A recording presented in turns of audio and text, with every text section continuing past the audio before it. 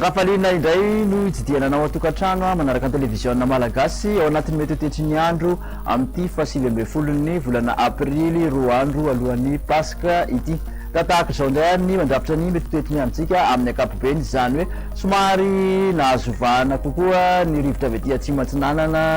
raha ho an'ny manerana nosy zany hoe ny ala izay somary hidina noho izany ny hafanana amin'ny ankapobeny indrindra moa fa ho an'ny iny faritra ampovoan-tany manontolo iny mikasika ny aty Andriamasina kosa dia amin'ny morontsiraka manelanelana ny Morombea katraty amin'ny Taolanaro iny no tokony hitandrona ny mpampiasan'ny ranomasina satria dia somary avoavo ny onja maherihery vokatry ny alin-drano avy any atsimo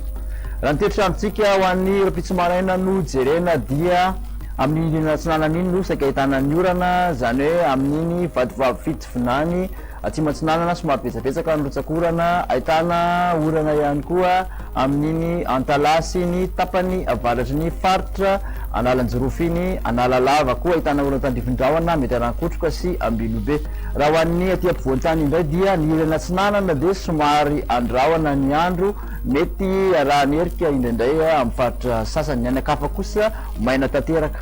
ny tolakandro dia mbola amin'iny atsinanana iny ihany no ahitana ny orana zany hoe ny faritra Savasy analanjirofo mahazo ny tapany atsimo ny faritra atsinanana mahazo ny vatovavy fitovinany atsimo atsinanana anosy somary ahitana orana tandrivindraona miserana kosa raha ho an'ny faritra vakina karatra sy ny faritra bongolava dia maina tanteraka raha ho an'ny faritra sisa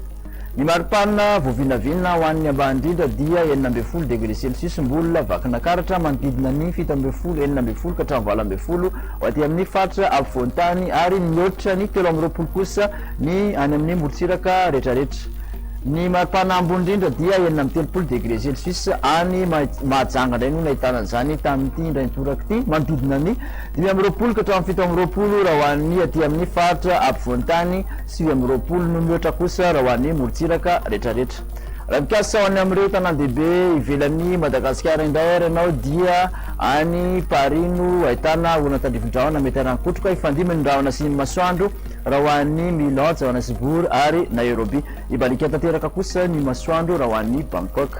raha ny toetry ny andro ho an'ny nosy manodidina ny Madagasikara indray dia any Seychelles ihany no ahitana orana oram-baratra andrahona ny andro raha ho an'ny Maurice sy Comore ibalika ny masoandro raha ho an'ny La Réunion